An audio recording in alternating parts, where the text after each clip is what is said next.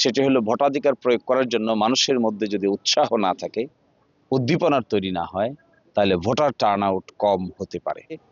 এমন একটি এনভায়রনমেন্ট তৈরি করুন যার মধ্যে কোনো ভয় নাই, কোনো ভীতি নাই, কোনো শঙ্কা নাই, কোনো ধরনের কোনো আনটোয়ার্ড সিচুয়েশন হওয়ার মতো ব্যবস্থা নাই। আশা করা যায় দিরাই সাল্লায়, যেহেতু খুব হার্ডলি কম্পিটিটিভ নির্বাচন, সেখানে মানুষ আগ্রহী হবে। এখন পর্যন্ত নির্বাচন কমিশনের উদ্দেশ্যে কোনো ঘাটতি দেখা যাচ্ছে না, কিন্তু তারপরেও একটা এক্সিকিউটিভ আদেশ বাস্তবায়ন করার জন্য রুট লেভেলে যখন আসে, তখন তাত্ত্বিক কথাটা বাস্তবে কিছুটা ডিফিকাল্ট হয়। তো আমরা প্রত্যাশা করব যে ইকুয়ালিটি অফ আর্মস ইংরেজিতে বলে, বাংলায় বলে সমতার নীতি, এই সমতার নীতিটা বাস্তবায়ন করার ক্ষেত্রে নির্বাচন কমিশন ন্যায়ের দণ্ড উচ্চকিত করবে।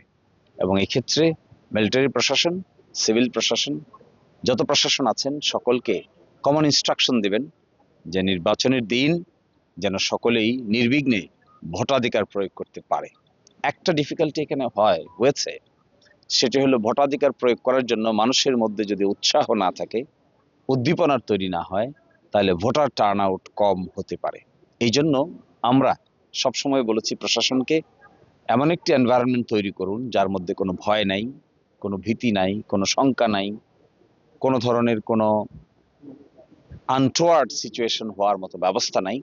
তবেই মানুষ উৎসাহিত হবে। আশা করা যায় দিরাই সাল্লায়, যেহেতু খুব হার্ডলি কম্পিটিটিভ নির্বাচন, সেখানে মানুষ আগ্রহী হবে। যুবকদের মধ্যেও বেশ আগ্রহ দেখা যাচ্ছে, দে আর ওয়ার্কিং হার্ড। তো একটা উত্তেজনা আমরা যদি টের পাই, আপনারা আমাদের চাইতে আরো বেশি উত্তেজনা টের পাবেন।